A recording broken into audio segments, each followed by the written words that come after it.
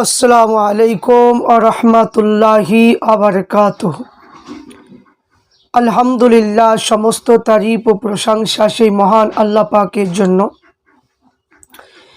আল্লাহ প্রতি শুকরিয়া আদায় করি আলহামদুলিল্লাহ। তারপরে পরে বিশ্ব নবীর প্রতি লক্ষ কোটি দুরুদ এবং সালাম, শান্তির ধারা বর্ষিত হোক, অর্পিত হোক, আল্লাহুম্মা আমিন। আরবিতে যে মাস চলছে এই মাসটা হলো আরবি মাসের প্রথম মাস। তো আরবি মাসের প্রথম মাস, এই মাসটার নাম হচ্ছে মহরম মাস। এই মহরম মাসের এত ফজিলত রয়েছেন, এই মহরম মাসের এত বরকত রয়েছেন, এই মহরম মাসের যে ফজিলত বলে কখনো শেষ হবে না। তো এই মহরম মাসের 10 তারিখে আল্লাহ পাক রব্বুল আলামিন পৃথিবীকে তৈরি করেছেন। এই 10ই মহরম শুক্রবার আশুরার দিনে আল্লাহ পাক রব্বুল আলামিন দুনিয়াকে ধ্বংস করবেন। তো আল্লাহ রাসূল সাল্লাল্লাহু আলাইহি ওয়াসাল্লাম মক্কা থেকে যখন মদিনায় যখন গেলেন, আল্লাহ রাসূল সাল্লাল্লাহু আলাইহি ওয়াসাল্লাম দেখলেন কিছু ইহুদিরা তারা রোজা রেখেছে।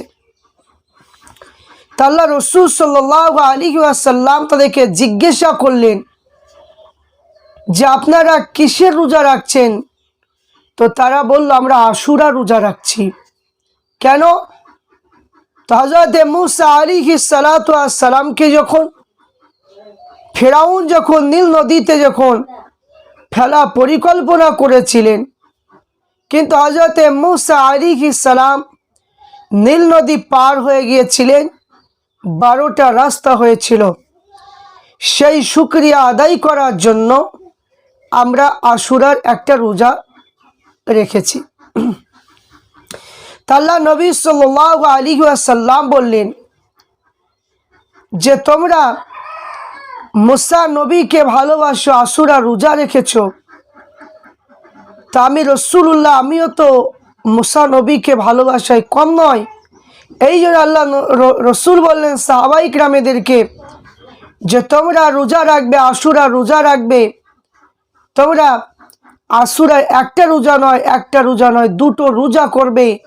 কারণ আশুরা রোজা দুটো রাখতে হবে।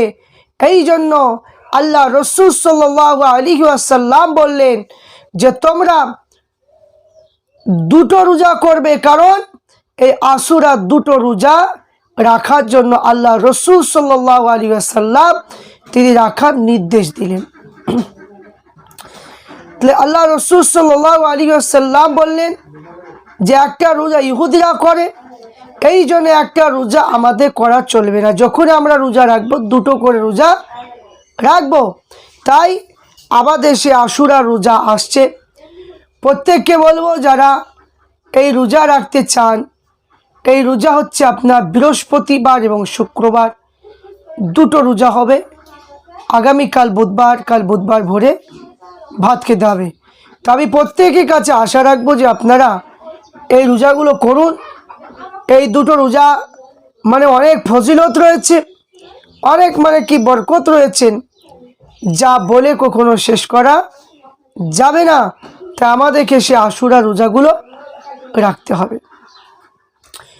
মুমিন ব্যক্তি হতে গেলে, পরেশগারী ব্যক্তি হতে গেলে, ইমানদার ব্যক্তি হতে গেলে নফল রোজাগুলোকে আমাদের প্রাধান্য দিতে হবে। তাই যারা হয়তো ভাবছেন যে রোজা কবে রাখবো, কবে হবে, অনেকে হয়তো যারা রোজা রাখতে অভ্যস্ত তারা হয়তো ভাবছে যে কবে রোজা হবে। তো আগামীকাল বুধবার, আগামীকাল ভোরে সেহেরি খেতে হবে। বৃহস্পতি এবং শুক্রবার দুটো রোজা হবে। তাই প্রত্যেককে বলবো যে আপনারা এই রোজাগুলো করবেন, অবশ্যই উপকার হবে। এই মহরম মাসে ইমাম হুসাইন রাদিয়াল্লাহু তাআলা আনহুকে শহীদ করা হয়েছিল কারবালা প্রান্তরে।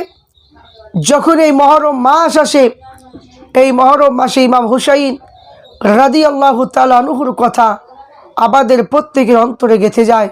প্রত্যেকের মনে মনে আসে যে ইমাম হুসাইন রাদিয়াল্লাহু তাআলা আনহুকে শহীদ করা হয়েছে। সেই ইমাম হুসাইন রাদিয়াল্লাহু তাআলা আনহুর সেই দিনে 10 মুহররমে আমরা কি করি? মিলাদ মাহফিল করি, জিকির আজকার করা হয়, রোজা রাখা হয় এবং সন্ধ্যার সময় মিলাদ মাহফিল করে শহীদি ব্যক্তিদের জন্য, আত্মীয় স্বজনের জন্য, যারা মারা গিয়েছে তাদের জন্য, যারা অসুস্থ আছে তাদের জন্য, গোটা মুসলমান সমাজের জন্য মিলাদ মাহফিল করার পরে দোয়া করা হয়।